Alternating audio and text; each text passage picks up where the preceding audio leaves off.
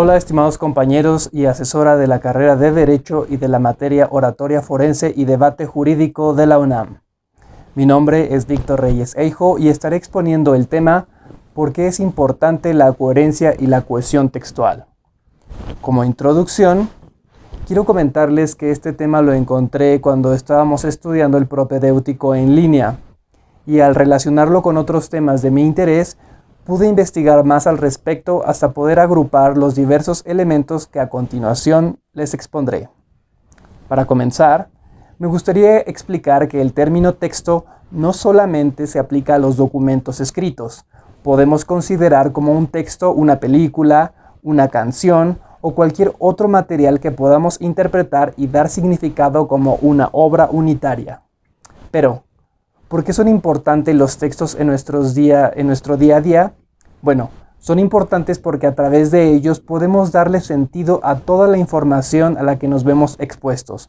Por ejemplo, en este momento en que existe un conflicto político, económico y militar entre los países de Ucrania y Rusia, nos vemos inundados de una infinidad de información con posturas que a veces llegan a contraponerse dependiendo de los intereses que tengan las cadenas informativas. Estas a las cuales deciden qué noticias presentarnos. Por esta razón, es importante que para crear nuestro propio criterio tengamos elementos que nos permitan discernir sobre el contenido que los medios y las redes nos presentan, para que podamos formarnos una opinión sustentada y con argumentos. Pero entonces, ¿qué es la coherencia? La coherencia es la propiedad inherente de los textos para que consiste en construir un todo unitario en que las partes se entrelazan y mantienen un sentido respecto al contenido. Podemos encontrar que todos los textos tienen tres niveles de coherencia: la coherencia global o temática, la coherencia lineal o estructural y la coherencia local. La coherencia global o temática presenta una unidad significativa o un sentido que es apreciable cuando un tema es claro y preciso. Toda la información que contiene un texto se articula en torno a un núcleo de información que está estrechamente vinculado a la intención comunicativa del creador. Este núcleo es la columna vertebral de toda la información secundaria. Por su parte, la coherencia lineal o estructural es la cadena de partes que se conectan consecutivamente para dar o formar un contenido. Las distintas partes que integran este contenido dependen significativamente unas de otras porque crean relaciones dependientes entre sí, porque cada una de estas partes constituyen por sí mismas una unidad de sentido, que se resignifican directamente con las partes que las anteceden y que las suceden.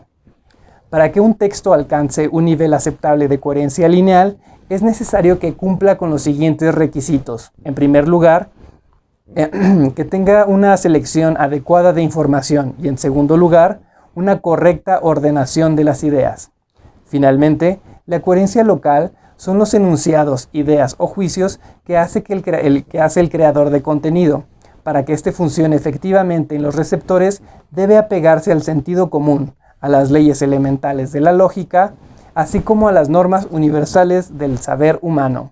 Todo esto de una manera adecuada al marco específico de cada discurso. Ahora vamos a hablar sobre la cohesión. Si la coherencia afecta a las estructuras profundas, la cohesión afecta a la estructura superficial del texto, donde las distintas partes que lo integran deben estar formalmente conectadas entre sí, a través de un mecanismo lingüístico con el que se pone de relieve la unidad estructural y significativa del mismo. A estos mecanismos sintácticos y semánticos los conocemos como procedimientos de cohesión textual. Estos mecanismos son 6 y consisten en la repetición y la recurrencia, la identidad referencial, la elipsis, la deixis, la progresión temática y por último las conexiones extraoracionales. A continuación las explicaremos brevemente. La repetición o recurrencia es un elemento que aparece constantemente a lo largo de un texto y puede tener diferentes modalidades, sean estas fónicas, sintácticas, léxicas o semánticas. El segundo mecanismo es el de identidad referencial.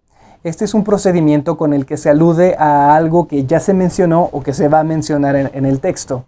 Aquí podemos encontrar la figura de la anáfora, la catáfora o las palabras que funcionan como un comodín. El tercer mecanismo es la elipsis. es uno de los términos que se repiten, es cuando un término que se repite se suprime porque el contexto lingüístico lo suple en su ausencia. Podemos encontrar tres clases de elipsis: las nominales, las verbales y las oracionales. El cuarto mecanismo es la deixis, que es un procedimiento que nos permite localizar en un texto las personas de las que se habla, los objetos y los acontecimientos, como las circunstancias espaciotemporales. El quinto elemento es un mecanismo de progresión temática, que hace referencia a la información contenida en el texto. Esto implica a los elementos conocidos como tema y a los elementos nuevos, que se conoce como rema. Esta concatenación del discurso debe fluir de una manera constante y natural, sin fracturas en la cadena informativa del texto. Existe una infinidad de patrones de progresión temática que puedan crearse, lo que da una gran libertad para la creatividad. Por último, el último mecanismo que mencionaremos son las conexiones extraoracionales. Este proceso hace referencia a los párrafos o secuencias sucesivas que integran un texto. Estas se pueden relacionar entre sí mediante unos elementos que reciben el nombre de marcadores, conectores o enlaces extraoracionales y realicen funciones textuales de adición, oposición, causalidad, de localización espacial, de localización temporal y de ordenación y organización del discurso.